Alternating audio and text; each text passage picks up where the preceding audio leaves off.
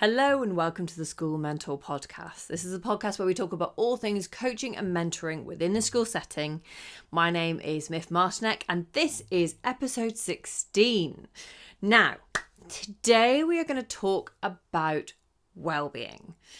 And we're going to talk about some of the crossover between mentoring and coaching and well-being, which is a space that I live in, that I think is probably one of the most valuable things that we can do in school. And we're going to start off by looking at what the kind of conventional stuff out there is around well-being and how we can start using coaching and mentoring within the conversations that we're having with young people, within the conversations that they're having with one another, to have a lasting impact on well-being. Now, there were 5 ways to well-being that were published, I want to say getting on for 8 or 9 years ago. I might have that wrong. And it was all around things that we could do to improve our well-being. And I really bought into these, and I still think that they're brilliant. It talked about connecting. So connecting to those people around you, having strong relationships around you. It talked about getting active. So unsurprisingly, that physical health side of things, staying fit and healthy and moving your body. And simply by moving, going for a walk, going for a run, lifting some weights, you would typically feel a sense of well-being from that. I talked about taking notice, and we're going to dive into this one, but the focus of the taking notice was all around being present in the moment and what was going on around you. So if you were going on a walk, noticing the sound around you, noticing the birds singing, or noticing the flowers that were around you, or simply just what the setting that you were in, just being aware and taking notice, which brings you into the moment. And when you're in the moment, you tend to feel a stronger sense of well-being because you don't focus on future thinking, which can often cause that feeling of worry and anxiety. And you're not ruminating on anything either. You're just being there, present in the moment. Fantastic. The next one was learn. So we all know that when we're learning things, we are challenging ourselves and we can feel like we're being stretched that little bit. So we're experiencing that sensation of challenge, but it's in quite a positive and healthy way. And the last one was giving and giving back. And the impact that has on us. We know that sensation of when we give a gift, when we've been super excited. It's my niece's birthday today. And when we're super excited about a gift that we're going to give them, then we know that we get benefit from that as well as they experience that joy and experience of receiving things. And I love these 5 ways to well-being. And it fits really nicely with kind of more conventional ones, which focus around the kind of different parts of us, the emotional, the physical, the intellectual and the social, and then our connection with nature and our connection with what's going on around us. But what I've been reflecting more recently on, particularly as I continue my journey in coaching, particularly as I reflect back on the mentoring programs that I run and where they've been really successful and where mentors have done an incredible job and really, really struck a chord and helped someone move forward, versus where they've maybe not, that, they've offered a lot of guidance and help and support, but the action hasn't necessarily been there. And taking a moment to kind of reflect on where that success has come from and where that sort of more limited, lack of progress has come from. I don't want to say failure, because failure sounds like it makes me sound like I think failure is a negative thing. And failure to me is one of the best things we can do. That falls so well into the learn section of ways to wellbeing, because failure is a fantastic means of learning. So, but yeah, that kind of limited, stunted lack of growth and lack of movement that feels frustrating in a mentoring relationship, right? And what it comes down to is drilling into this take notice piece, because I think that we can do all of these 5 things. We can connect, we can get active, we can take notice, learn and give. And we can be doing all of those things. But if we aren't also taking notice of our thoughts and how our thoughts are driving our emotions, then we won't see any long-term impact. Because the reality is that our biggest indicator of well-being is our perceived experience within the world. And all of that, all of what we believe is going on around us and what we believe is happening is all coming from our perception, and our perception is coming from the thoughts that we're having in our minds. Now, this is what my husband would always describe as me getting a little bit woo-woo, but I want you to lean into this with me because it really helps us to pause and think about what really, really matters when we're looking at the wellbeing strategy within a school. It shows us that yes, we can do lots of things in terms of wellbeing events. It shows us that we can do mentoring programs that help people get more physical and get more active. It shows us that we can do really great co-curricular activities that get us out in nature and that get us doing those things. But it also demonstrates that unless our minds are connecting those external activities with thoughts that are helpful and drive us forward towards well-being, they won't have a lasting impact. And that the individual experiencing all those brilliant things won't be able to connect with them and won't be able to take the learning from them unless their thoughts are helping them towards that. We all know that feeling. We've all experienced this. I experienced it really recently. I went for a dog walk and I was with my family and I spent the whole time looking at all the amazing things. I love spring. It's incredible. You see all the buds coming through. And my daughter, who's 3, is such an incredible vehicle for enjoying nature because she's seeing it all for the first time and she's absolutely marveling at it all. And it really reminded me to just be able to connect with it and to take notice and enjoy those buds on the trees and the weird bugs she was finding and really enjoy the moment. And I noticed myself, the thoughts that I was having were all super positive and they really connected me to the nature around me. It connected me to my family. But I've been on lots and lots of dog walks with my family in nature where my thoughts have not been helpful because my thoughts have been on the fact that the weather's a bit crap, or my thoughts have been more internally focused on criticism, on whether or not I've done enough work that week and what I've been doing there. And I've really tried to take notice, to look at the sticks and the moss and all the interesting things that my daughter is showing me.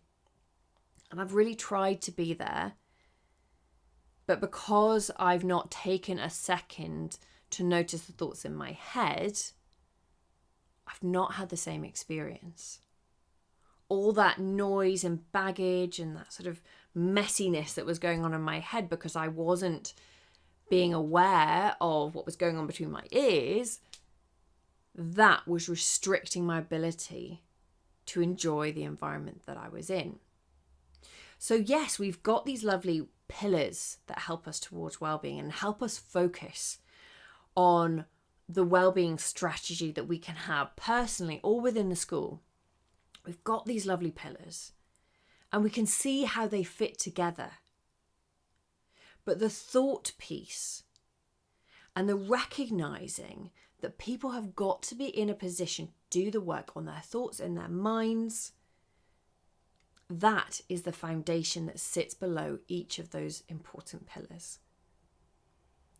So how can that translate into what you're doing in school? And I think that this, for me, is where mentoring can be super valuable. And it's one of the key elements of the training programs that I run, is to get people asking powerful and purposeful questions that prompt reflection on the thoughts and then the emotions that they trigger. So as an example, I had a mentor that was working with a mentee, and the mentee was really underperforming in school. They weren't getting their homework done. They had a bad attitude in school. They were just not doing the best for themselves, but also creating some excessive negativity for those that they were existing around as well. And the mentor did such an incredible job with them, saying, okay, I can see what's happening externally, like that, those bits that we can observe. We can observe that you've not done your homework. Like that's obvious. How are you feeling about that? Okay, but what are the thoughts that are driving the emotion that's stopping you from doing the homework? And when we were able to break it down in that way, and what the mentor did so beautifully was, the emotion was kind of avoidance, and it was feeling like the mentee felt quite like inadequate, and they felt angry, and they felt scared, and it was all this kind of busy noise. And so you can kind of see that if you're feeling scared and angry and inadequate, that you probably aren't going to want to sit down and write your homework out, right? But then the mentor took them back to, well, what thoughts are going on behind this as well? And then the thoughts were around that I'm not good enough, I'm not smart enough. Look at all my friends, look at how easy they find this piece of prep work. Look at how easy everyone else is experiencing it. I don't get it. The teacher doesn't like me. So many thoughts were happening that weren't serving them. So once we've done that kind of stepping down, that digging into it piece, then we can start to identify what thoughts might be more useful. Or if we are struggling to find a thought that feels true, it might not be as easy a flip as, well, no, my friends do struggle as well, and therefore I can mean to do it and keep trying. It might not be that straightforward for them, but they might be able to have that awareness so that they can then go and have the conversation with the teacher and get a little bit of a pep talk, or get a little bit of help and support there, because they really understand what is driving them to not do the homework. This, for me, is what wellbeing is all about. Yes, we can do fantastic stuff with getting our children outdoors. We can do fantastic stuff with getting them into team activities and all these amazing things. And I know what it's like. I see those faces when they're going out on like D&V and they're doing this cool stuff. And you think, oh my God, I'm seeing the absolute best of this child. But then they come back, and sometimes it just sort of slips away once you're back into the normal run-of-the-mill school week. And it's connecting those results, the emotions that are driving the results, but the thoughts that are driving the emotions. And if we can do that piece, both when things are positive and when they're negative, then we will help students develop the skill to be able to do that themselves, to be able to understand their own motivation, and to also take those skills forward when they're leaving your school. The best way that I know to do this is with mentoring and with coaching.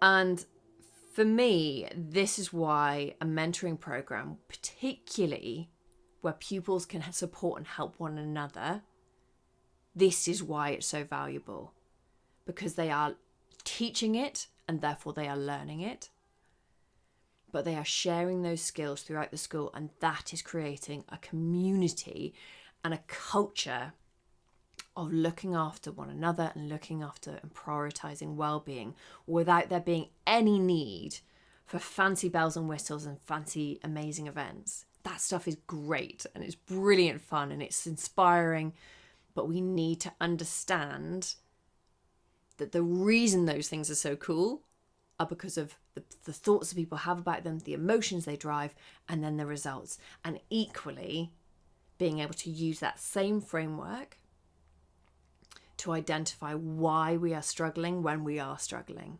What are the thoughts that are holding us back, that are causing emotions that stop us from doing the things that we want to do?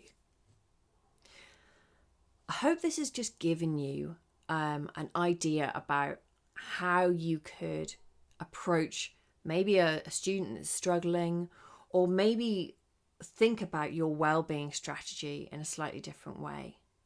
So I'm going to leave you with that thought, with that little bit of motivation to pause and reflect on what you are doing, what you're working on, and maybe have a look at how your strategy fits in with, yes, it's always typically 5, right? All these 5 pillars for well-being, but knowing that those pillars are built on a foundation of the thoughts that we are having.